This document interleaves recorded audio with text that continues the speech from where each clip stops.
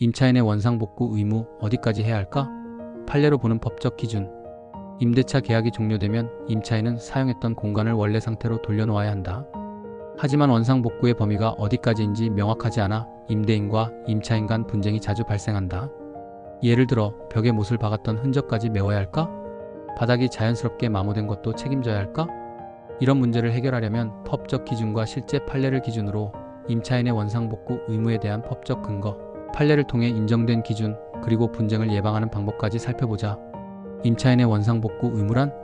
임차인의 원상복구 의무는 임대차 계약이 종료될 때 임차인이 사용했던 건물을 원래 상태로 되돌려 놓아야 하는 책임을 의미한다. 하지만 법적으로 원상복구의 범위는 임차인이 고의나 과실로 손상한 부분에 한정된다. 즉, 자연적인 마모나 노후화로 인해 발생한 손상은 임차인의 원상복구 의무에 포함되지 않는다. 하지만 벽에 페인트 칠을 하거나 바닥재를 바꾸는 등 계약 당시와 다른 상태로 변경했다면 원래대로 복구해야 한다. 임대차 계약서에 원상복구 의무에 대한 조항이 포함되는 경우가 많은데 계약서에 명시된 내용과 법적 기준이 다를 경우 법률이 우선 적용된다. 따라서 임차인은 계약서를 신중하게 확인하는 것이 중요하다. 유지보수는 건물의 기본적인 관리로 임대인이 부담해야 하지만 원상복구는 임차인이 사용 중 발생시킨 변화에 대한 책임이다. 이 차이를 명확히 알아두면 불필요한 비용을 부담하는 일을 막을 수 있다. 법적 근거 및 관련 조항은 임차인의 원상복구 의무는 민법 제654조 및 제615조에서 규정하고 있다. 관련 조항을 살펴보면 다음과 같다. 민법 제654조 임차인은 임대차 계약이 종료되면 목적물을 원상으로 회복하여 임대인에게 반환해야 한다. 민법 제615조 임차인은 고의 또는 과실로 임차 목적물에 손해를 가한 경우 이를 원상으로 복구해야 한다. 계약이 끝난 후 임차인은 원상복구를 해야 하지만 노후화나 자연적인 마모는 예외로 인정된다. 그럼 이제 실제 판례를 통해 더 구체적인 원상복구 기준을 살펴보면 원상복구 범위 어디까지 해야 할까?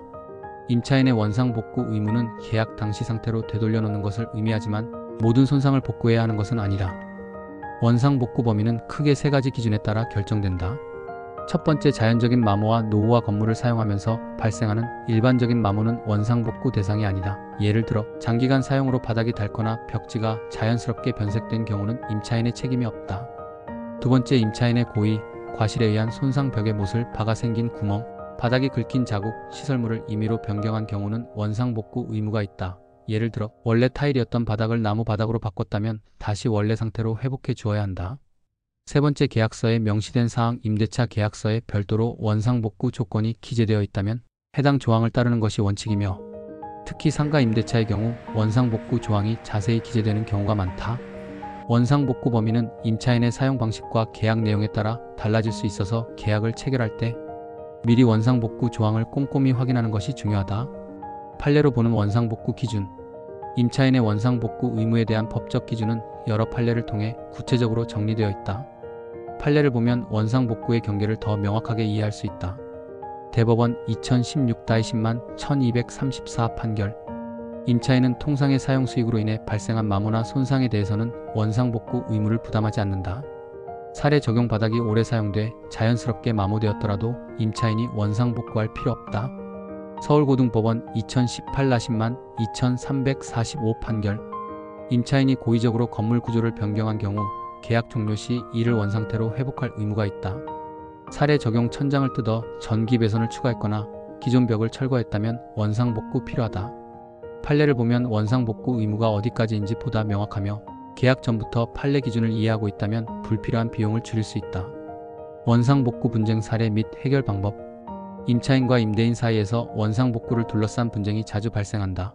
특히 상가나 사무실, 임대차 계약에서는 원상복구 비용이 수백만 원에서 많게는 수천만 원까지 나올 수 있기 때문에 더욱 민감한 문제이다.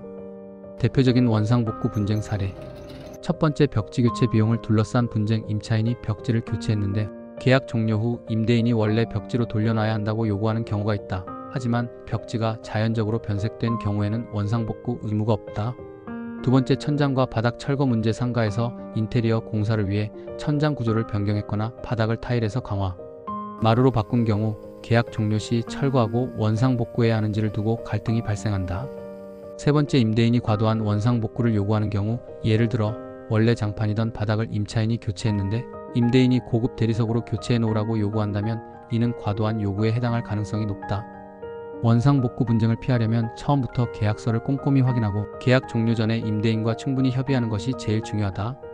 원상복구 의무에서 자주 하는 질문들을 모아보았다. 질문 1. 벽에 못자국이 있으면 원상복구해야 하나? 답변. 벽에 못을 박아 생긴 구멍은 원상복구 대상이다. 페인트 칠을 하거나 메워야 할 수도 있다. 질문 2. 계약서에 원상복구 조항이 없으면 어떻게 되나? 답변. 민법 기준에 따라 판단된다. 일반적인 마모나 노후화는 원상복구 대상은 아니다. 질문 3. 바닥이 낡아서 교체했는데 원래대로 돌려놔야 하나?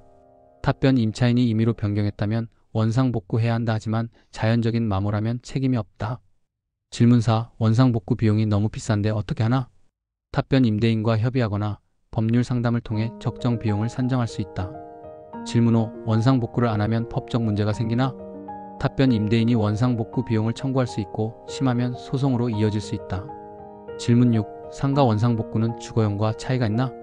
답변. 상가는 임차인이 직접 인테리어를 변경하는 경우가 많아. 원상복구 범위가 더 넓을 수 있다. 계약서를 꼭 정확히 확인하는 게 중요하다. 질문 7. 원상복구 기준을 명확히 하기 위해 미리 할 수 있는 일이 있나? 답변. 계약서에 원상복구 기준을 명확히 적고 입주할 때 사진을 찍어 보관해 두면 나중에 분쟁을 줄일 수 있다.